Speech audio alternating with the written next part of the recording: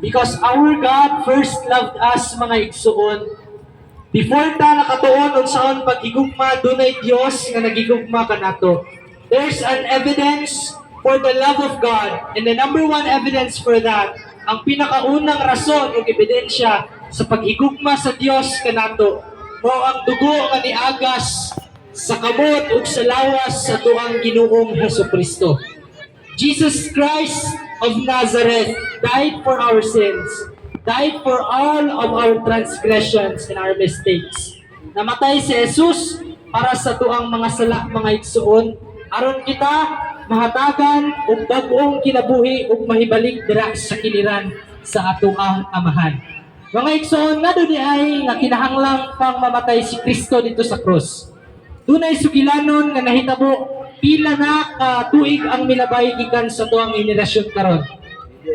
Ang pinakaunang tao nga gihimo sa Dios mao si Adan ug si Eva.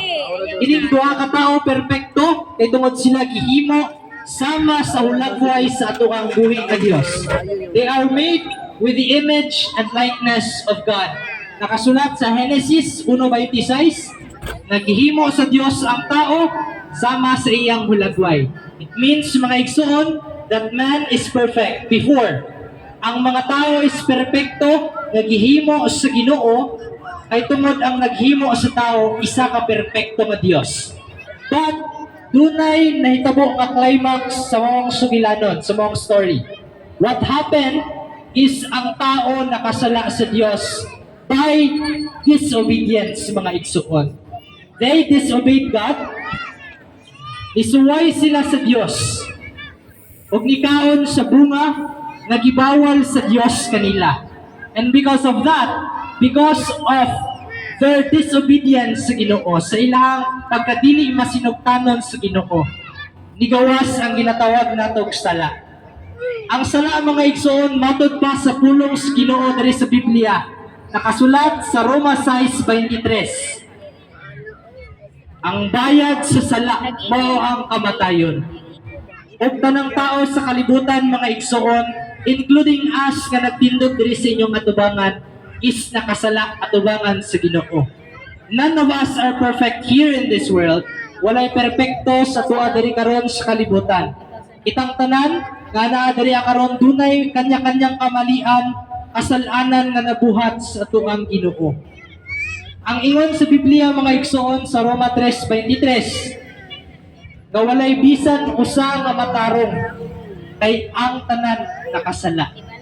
Mga igsoon, tungod ana nasayod ang Dios nga dili mahimong maluwas ang tao pinaagi sa tuang mga buhat.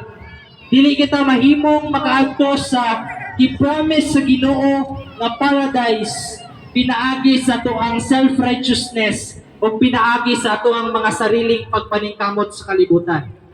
Mga igsoon, nasayod ko, makitang tanan diri karon dunay kanya-kanya ug tagsa-tagsa nga trabaho ug bulagon sa tuang kinabuhi.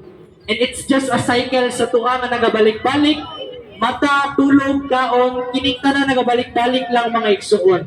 And all of this is mapunta lang sa wala if you will not accept Jesus Christ as your personal Lord and Savior.